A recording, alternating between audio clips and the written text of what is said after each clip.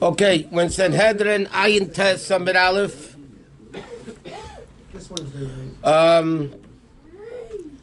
Actually, a little bit in middle, about the middle of the page. What I'm saying? Ayin Tes Amid Aleph. Ayin Tes Amid Aleph. Okay. I just opened it and it's Ayin Tes.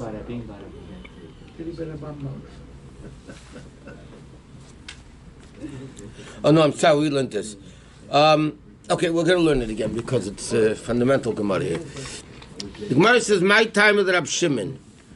If you see on the left, there's a taste. It's called Umafka. Yeah. 2 lines below that in the Gemara. In the Schattenstein Gemara 7982. Okay, the Mishnah was discussing you wanted to hit a person, you killed an animal, all that stuff you potted. But the Chachamim said, if you wanted to kill an adult and you killed an adult, so even though it's not the one you wanted to kill, you're still chayiv. Comes along Rabbi Shimon. Rabbi Shimon says, no, you're not chayiv unless if you killed the guy you wanted to kill. You had intention. Right. So the Gemara says, my time with Rabbi Shimon, what's the reason of Shimon? Why did Rabbi Shimon hold, l'chayri, you killed somebody? If you killed somebody, you killed somebody. Why is it different? So the pasuk says like this. When it speaks about a guy not killing somebody accidentally, when you want to kill somebody intentionally, so the pasuk says a guy hates his friend, and he ambushes him. And he wants to kill him. So the fact that the Torah says him means you have to kill the one you wanted to kill, not anybody else. Unless if you intended to kill the person that you wanted to kill. So that's the reason what Rav Shimon says. You're not chayiv unless if you kill the actual person you wanted to kill. So now the question is, but the Chachamim say you're chayiv in that case. What do you do with the pasuk that says va'adav le'v'kam olav, which means you have to kill the guy that you wanted to kill? Medvei Rabbi Yani, so the Yeshiva Rabbi Yani said the following. That pasuk excludes another din. What's the case?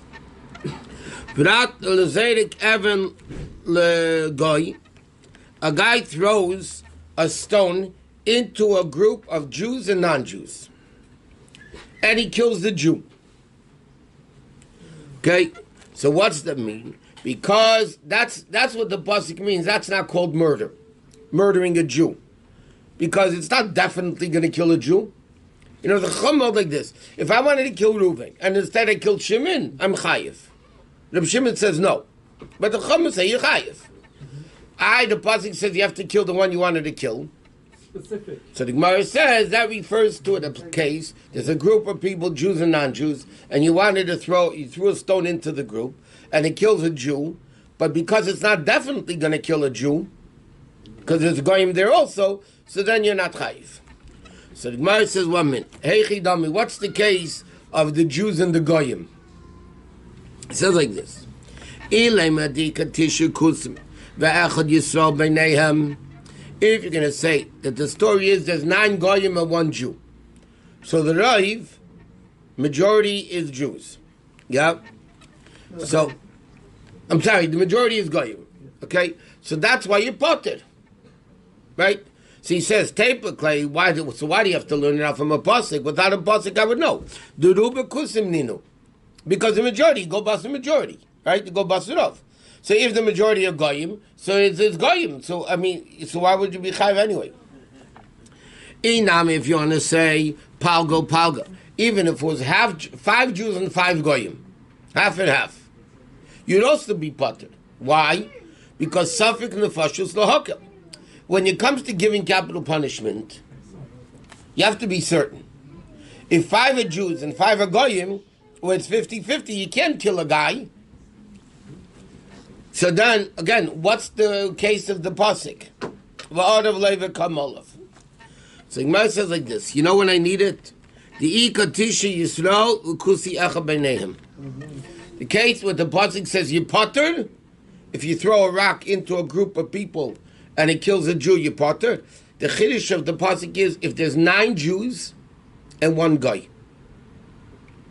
The havale kusi kavua.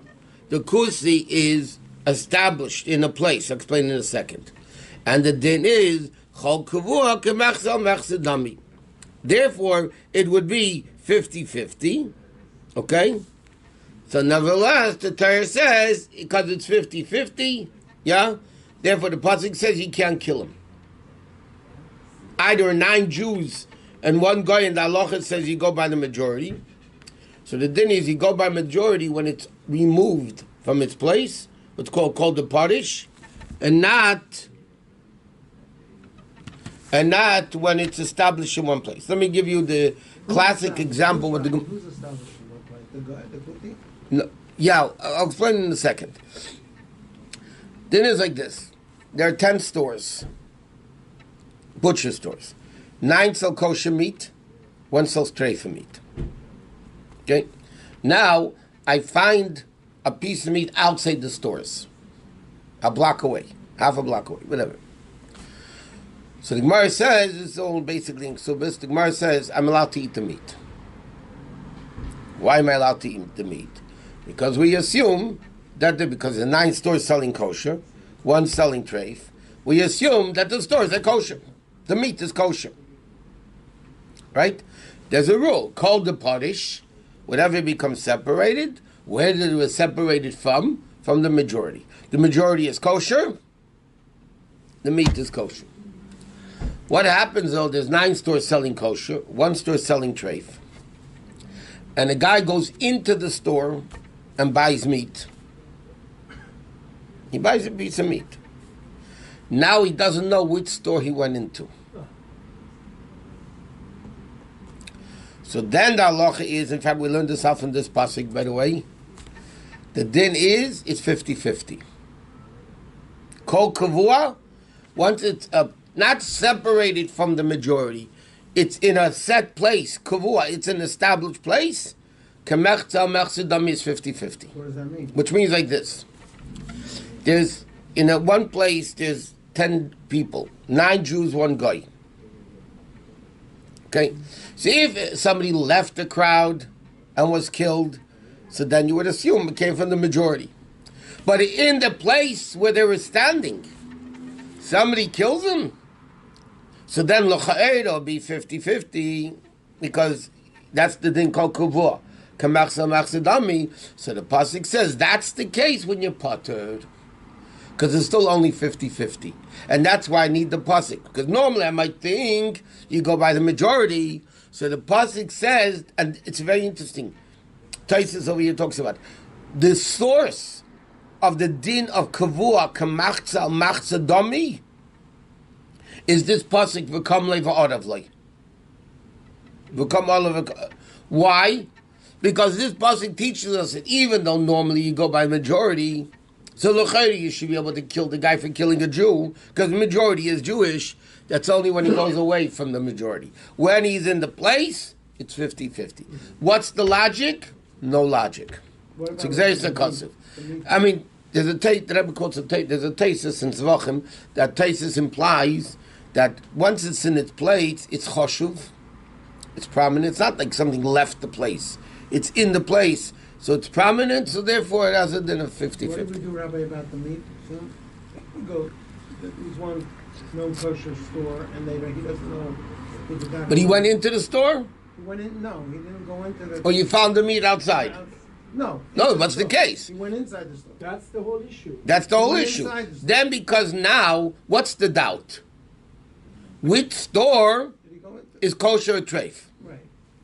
But that's established place. It's not meat leaving the store. If the meat leaves the store, then you go basar reif. If Then you're you- in Mel Sharim in Eretz Israel and all the restaurants over there and somebody's selling meat on the street or a sandwich, No, that doesn't. It's not. It's a kavua by itself. But generally speaking, a person... If you have in Be'er Sharim, let's say, or whatever, and you have most of the stores are kosher. right? One sells not kosher. Well, yeah. Yeah, Right. and you find a piece of meat outside. Somebody's selling sandwich outside. Not selling because his place is kavua. Oh, his place is covered. You find You find a sandwich- piece of meat outside. Mhm. Or for that matter, I'll give you a Pico. Yeah, you have blocks where there's a bunch of kosher stores. Not too many treifa stores there. There might be, whatever, right? Minimal. Okay, but not Rav. Rav is kosher. So if you found a piece of meat outside the store, it's kosher. But if a guy came from out of town and was told to go into one of the stores, and then he doesn't remember which store he went into, he doesn't know, so then the meat's straight, because kavor kamach samach sedami. That's a very good example. Comprehend that. No, that's a very good So now Taisus asks a very simple question. Reb Shimon doesn't hold of this. Reb Shimon uses the pasuk v'kamle v'adavle, right? That you have to have kavanah to kill the one you want to kill. That means he uses this pasuk for something else. So how does Reb Shimon know the din of kavor kamach samach sedami? The Chachamim, which is by the way the halacha, used the pasuk v'adavle v'kamalav to tell us that if you threw this rock into a group of people standing in a place, so you're party because it's 50-50, even though 9 Jews are there and 1 guy is there, right? It teaches us it in a called kavur kamach samach sedami. But the question, according to Reb Shimon, that doesn't use this pasuk for that. He uses the pasuk that if I wanted to kill Reuven and I killed Shimon instead, I'm patur. So how did he know the din of kavur? So whatever that. So he says that Reb Shimon is possible to learn out from the pasuk anyway. You know, there's an interesting big machlekes in poskim, the Rambam, others. You know, we say like this: Safik min atayra l'chumra, Safik min drabanan l'kula. Right? Biblical doubts, you go strict. Rabbinic doubts, you go lenient. Yeah. This that we say biblical doubts are strict. Is that biblical or rabbinic? We know a biblical doubt, you have to go strict. Yeah? Yes? Now, is that in biblically that you have to go strict or rabbinically that you have to go strict? The big machlek is the Rabbi Yosef Engel. There is tons of stuff written on this that they learn in the yeshiva. But the Tzemach Tzedek brings a proof, by the way, that it's min HaTorah from this dinner called kavur kamach samach sedami. Kavur is a doubt. And yet we learn out from a pasuk that biblically it's a doubt. So it's min HaTorah, but there's a lot of discussion on it. Okay, now the Gemara says this. Bishleim el-Rabbanon. Okay, so this is a very interesting mark called kavur kamach sedami. In fact, there's it's a interesting question. When you have a Bezdin, sitting in Bezdin, and there's a question, does the guy owe money, doesn't he owe money, is the guy killed, not killed, right? So what's the din? Achrei Rabbim lahates. You go by majority, yeah? Because the Torah says you go by majority. But l'chayr, the Bezdin is kavua. The Bezdin is sitting in a place, right? We just got through saying when it's kavua, then it's machza machza. So the Mordechai asks the question, l'chayr, if the Bezdin is sitting in a place, and therefore it's kavua, so how can it be the din of achrei Rabbim lahates? The Torah says you don't go by majority in that case. So you know what he answers? It's not the Bezdin, it's their speech. When they paskin, the speech leaves them. Is Reb Mordechai the Rishon? The Mordechai the Rishon, yeah. It's a very cute answer. It's very amazing. Because what are you paskening? Not from the Bezdin people, from their psak. And the psak, it came out of the mouth. So it's called the push, middle of a push. Huh? It's brilliant. It's brilliant. Where did he learn? Where was he born? I don't know. And how long ago? I don't know. I'm not. Rishon, right? Yeah. It was amazing the things that he came up with. It's brilliant. No, if you see some of the things. No, but you know what? If you stop, it's such an obvious question. And nobody asks it. The Mordechai has not too many. Now they bring down the Mordechai. But it's an obvious question. How can you pass Kenachir Ram Lahates if you're Kavur Kemachse Bezdin is Kavur? So how can you pass that way? So he said the speech is Porish. How the Rabbi said that speech needs to be done. Huh?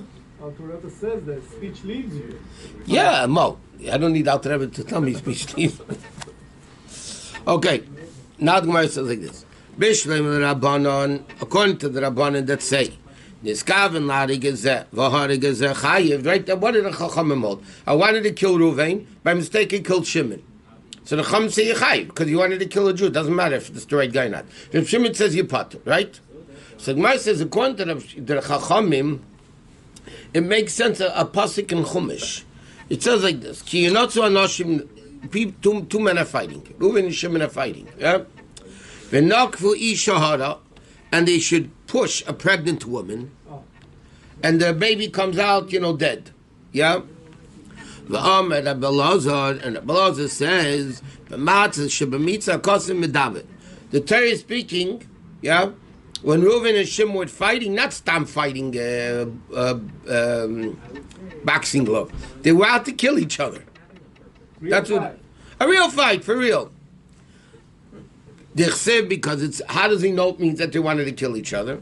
Because it says if there will be an accident, meaning if the woman is killed, then the pasuk says in the Satan nefesh tachos nefesh. Then you would have to get capital punishment, right? So what's the case? There's something like this. Reuven and Shimon are trying to kill each other. By mistake, a pregnant woman, not by mistake, a pregnant woman comes there. In the fight, they give her a zetz, and she loses the baby. So then it says, Im lo yiyasin, if the woman's not killed, then you have to pay for the baby, right? What happens, though, if she is killed? Then you get killed for killing the woman. Correct? That's what the pasuk says. Whoever pushed her, yeah. The problem is, they didn't want to kill the woman. They wanted to kill each other. Right. So this is Mamash Reb Shimon's case. And according to Reb Shimon, the should be potter. Yeah. Right? But the pasuk says chayiv. The pasuk says chayiv. So how does Reb Shimon learn this pasuk? Elo Reb Shimon, hayven asata nefesh tachas nefesh. My ovid lay. What does he do with it? That means it would imply that you would kill her. Yeah, that you would get killed for killing the woman. He says no. It doesn't mean getting killed. It means mom and money. If you kill the woman, you'd have to pay money. If you, first of all, for the pregnancy, she loses the baby. Right, you'd have to pay for the baby, which is monetary. And he says it because Rabbi, like Rabbi says, Tanya Rabbi Eimer v'nasat and nefesh tachas nefesh. When the pasuk says you should give a life for a life, he says mammon, it means money. Yeah, it doesn't mean getting killed. And Rabbi continues, Ata Eimer mammon. You're saying it means money. Nefesh mamish. Maybe like when the pasuk says yod tachas yod, hand for a hand. Right, so many places they actually took it literally. Right. They chop off your hand, right? They still do. I know, but not by us. So he says, El nefesh mamish. Maybe taka means real life. He says, no, Nasina lamata, before lower down in the pasuk, it says, V'nasata nefesh tachas nefesh. And over there it means, V'nemra Nasina lamaila. And it says Nasina earlier on in the pasuk. In another pasuk, so Gemara says just like that Nasina is money, this Nasina is money also. Okay? So the Gemara's question was, according to Reb Shimon, that says if I wanted to kill Reuven, I killed Shimon and Potter. Here the guy wanted to kill Shimon and instead he killed a woman. And the pasuk implies that you would get killed. See, so Reb Shimon says that's not what the pasuk means. The pasuk means you have to pay money. Where are the Chachamim saying this? No, also Chacham say no, you have to get killed, but that's not relevant. It's very relevant. So you see the difference between the Chacham and Reb Shimon. One says money, one says nothing. Yeah, but I say according to Reb Shimon, right. It doesn't mean life; it means money. Okay. But we don't pass on the case. No, in this case we do, by the way. But it's not only because everybody agrees. Most misunderstood. What? Is the most misunderstood pasuk. I know it's the most misunderstood pasuk. It's definitely misunderstood. It's misunderstood. Because if you take the pasuk literally, hand for a hand, eye for an eye. I mean, if you think about it, what do you gain by it? Just think. Somebody, God forbid, somebody knocks out somebody's eye. So what do you do? Knock out his eye? Like what do you? So you made two people blind. I mean, like what did you do by it? It's always the concern to see what you get out of it. I mean, the concern is what's the purpose? Why would Torah say such a thing? Why would the Torah say, God forbid, you chop off somebody's hand, chop off your hand? What's the gain by it? The intention is to gain something positive out of it. The Torah is all positive thinking. The rest of people not to do that. Yeah, but it's not going to. So he has to pay money. What good is going to come out of it? Of knocking out his eye. No, but he was saying, Yaakov said that to teach people a lesson. You know, I can't tell you today's world of education, but years ago, if a kid bit somebody, little kids just bite somebody. What they used to do is bite the kid that bit. To explain to him, you see how much it hurts? They don't know. When they bite somebody, they don't understand that it hurts, right? So you bite the kid, not bite, cut off his hand, bite off his hand. You give him a bite that he should feel the pain. And therefore that would stop him from doing it. Or like the question, in Taigasetchu we learned about all the fast days or Kabbanis in time of the base of English, it would have to mean Kabbanis for sins, yeah? Bottom line is, how did they bring so many Kabbanis? The answer is, if you got to pay to sin, they didn't sin. I mean, if it costs you money to bring a behema every time you do a chatas, that you have to bring a korban chatas, you're not going to do it. So it doesn't pay. But is punishment and reward, or is it to get something positive out of it? That should be the intention. The Torah's punishment is to cleanse and to gain something by it. That's what we said the other day. Jail term is not existing in Torah.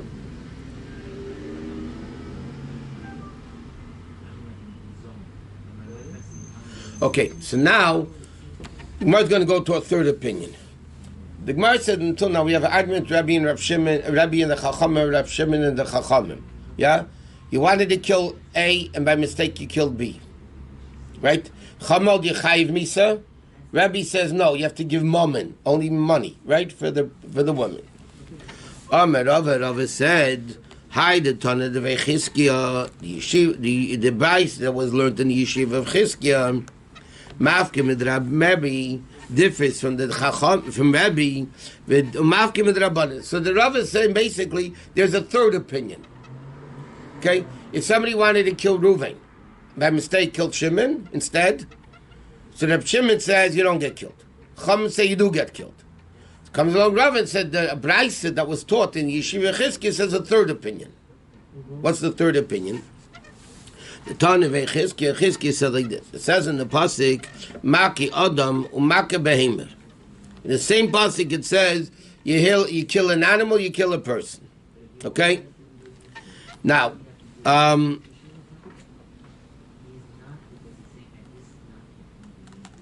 okay. So now in the same pasuk, right? If you kill an animal, you don't get killed, right? Maka Adam you must, Maka Behem the pasuk says you pay money. You kill an animal, you pay. You kill a person, you get killed, right? So he says, Ma Maka Behem, just like when you kill an animal. Lechalak the ben shaygig lemezit. There's no difference if I killed an animal accidentally or intentionally. Bein miskaven, whether it's intentional or not intentional.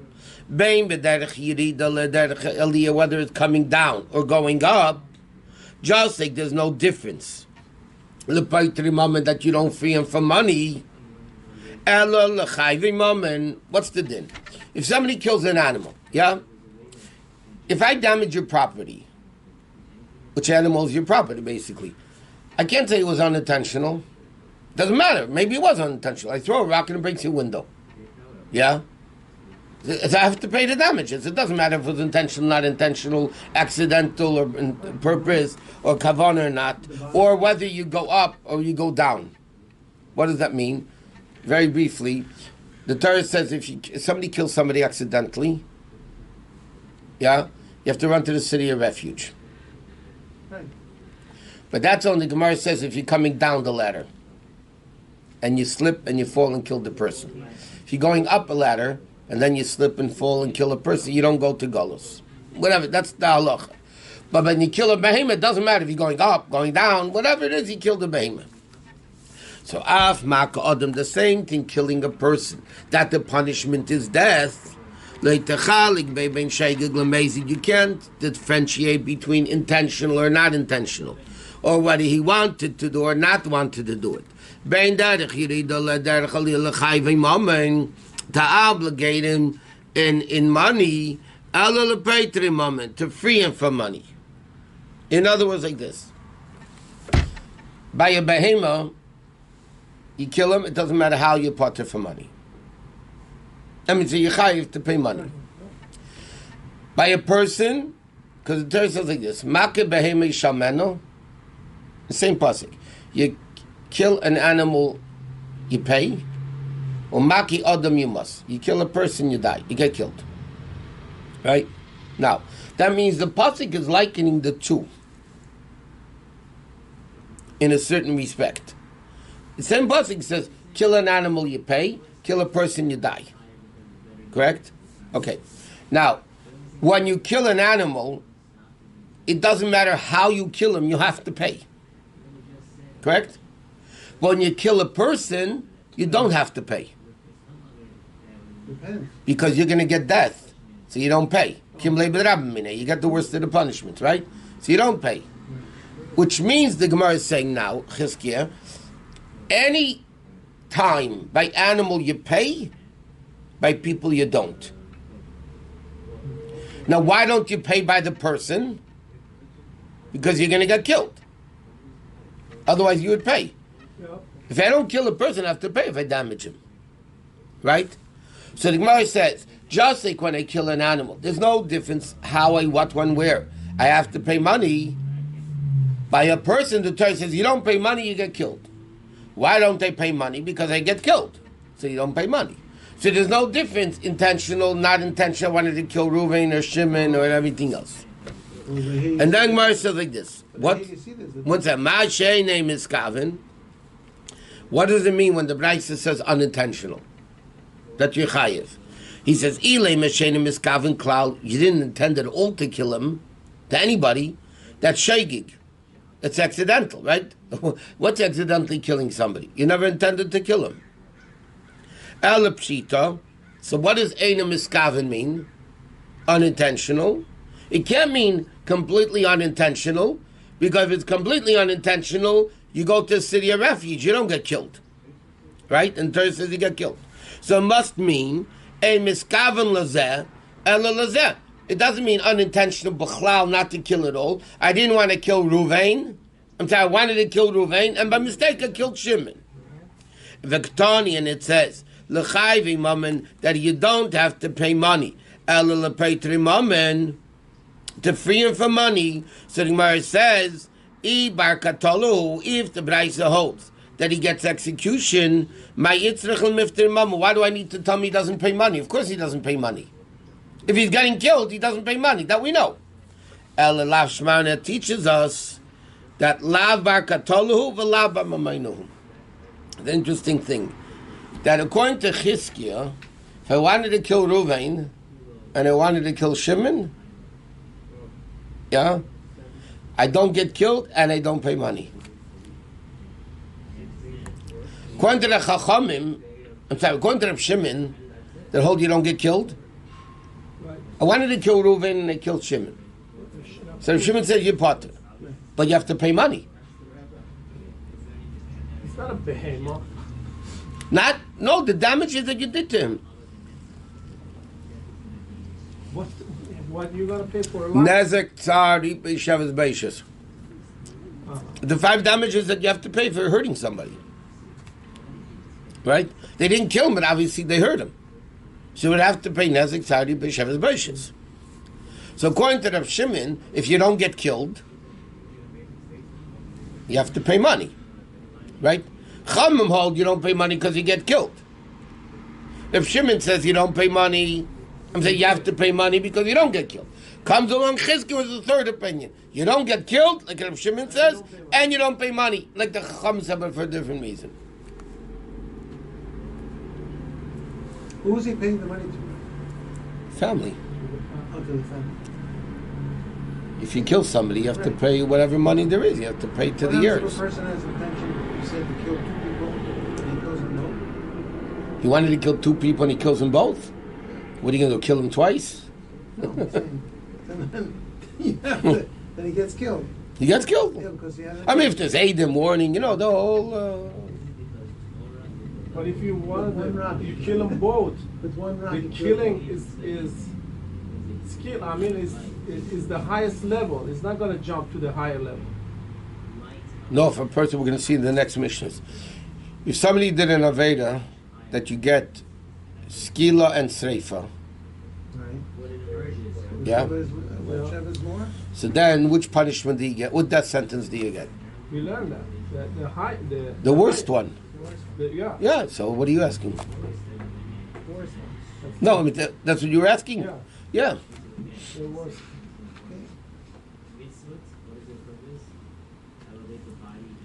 Okay, now the Mishnah is not, it doesn't mean it is advice, but the Mishnah says you're supposed to get killed, I'll tell you what to do. Okay? A murderer got mixed up with other people.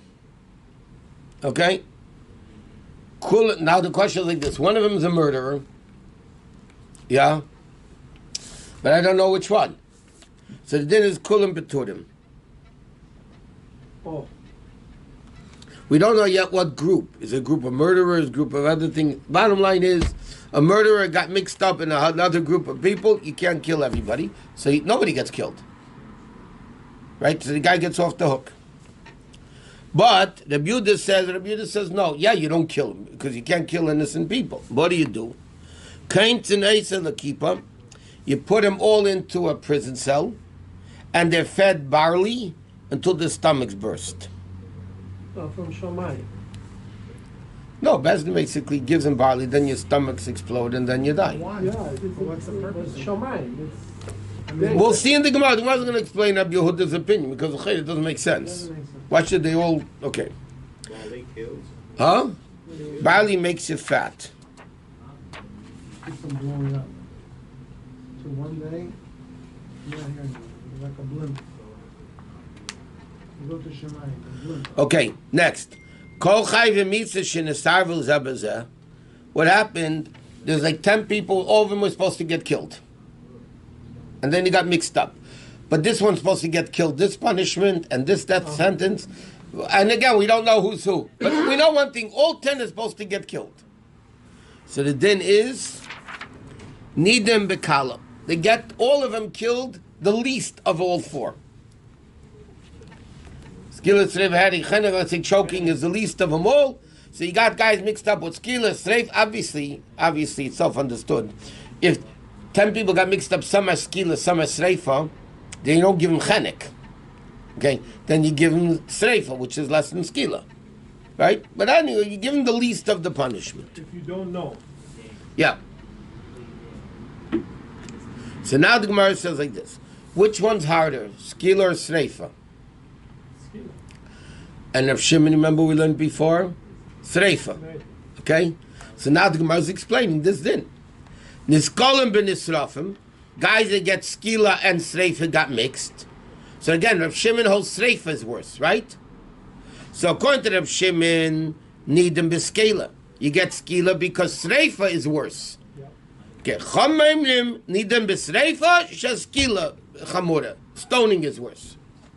Amlan Rav Shimon says, what are you talking about?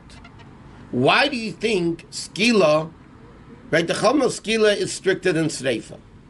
He said, I'll prove to you that Sreifa is stricter. Why? If Sreifa will be worse, right? If Sreifa wasn't worse, why would the Bas Kohen get Sreifa instead of Skila? We had this. Yeah, this was brought down before. But here's the Mishnah. So they answered back, and if Skila wouldn't be worse, then you wouldn't give a blasphemer and guy who does Aveda Zara. Why do you give him skila? In other words, each one says, we find Aveda. Rav Shimon says, we find Aveda where Sreifa is given and it's seemingly a hard Aveda. And the Chacham say, no, we find Hash Aveda with skila. Then it says like this. Hanarogim b'nechnokim. What happens if a guy is supposed to get mixed up again? Hereg, which is chopped off with a sword, versus choking. So again, there's an argument which one's worse. Reb Shimon said b'sayif with a sword, because according to Reb Shimon, chenek is worse than sword. Choking is worse than sword. Chamemim b'chenek. Cham say b'chenek. Okay?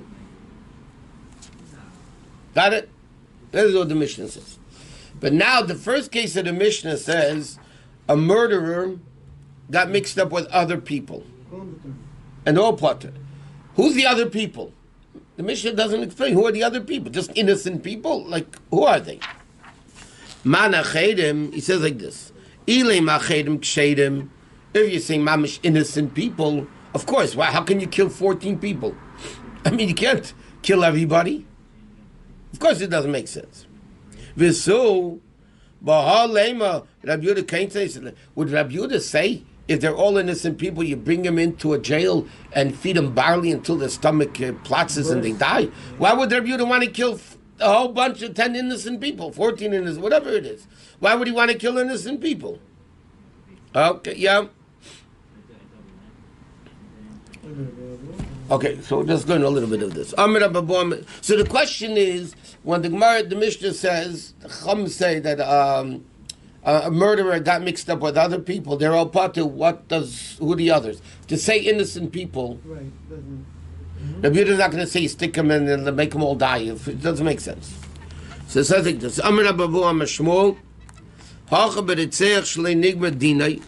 speaking about a murderer, that the Bezdin didn't finalize the verdict.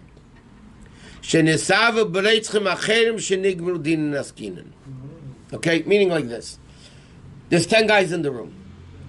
9 of them, Bezdin already ruled the verdict that they get Misa. One guy, Bezdin didn't rule the verdict yet. So the Mishnah says they're all potter. Why? So he says like this. Rabbanan Savri, the Chachamim hold like this. En geimrim dine shel adam ela b'fanav. Bezdin cannot issue a verdict unless if the guy's there, in their presence. If he's not around, Bezdin cannot give a verdict, Misa. So they wait till the last one get the... No, but the guy, we don't know which was the guy, so their Bezdin can't give him the verdict in front of his face. We don't know where he is. He's somewhere in this group. Hilkol, therefore, kulim beturim. Therefore, they're all potter. Why don't you line up all 10 and read the verdict? He's there. 1 second. Rabbi Yehuda miftere legamri namile. So Rabbi Yehuda says like this: you can't free them all because they're all chayiv misa, right? Therefore, kiven the ratchaninu, they're murderers. Hilkol came to the Isilakipa. So therefore, the Chamo, Rabbi Yehuda says, in essence, they're all supposed to get killed. It's just Bezdin didn't rule yet. Okay? So you can't actively kill them, so you put them... No, if once they make it means they're almost about to make the verdict, they just didn't... They didn't stamp it. The stamp of approval is not... They haven't sealed it yet. Right. Between Shemayim Baritz. So what happens? No, you put them in a kippah, right? You said you put them all... Rabbi Yehuda holds. Because really they're all chayiv misa. The Gemara's question was initially, if all the guys are innocent, how can Rabbi Yehuda say kill them in a jail cell with barley? So Gemara says no. They're not. None of them are innocent. 9 people were ruled they're going to verdict. They're going to get killed. That's what barley can do. 1 guy didn't. Rabbi, barley can do such damage? Yeah. Barley, Michael Behema. Oh. What do you do with the Saita? The same thing, the Saita, you give her barley. Is it symbolic or real? No, it wouldn't be symbolic. No, it means that's all they get. You ever eat chonda? You don't eat chonda. Okay, let's leave it there.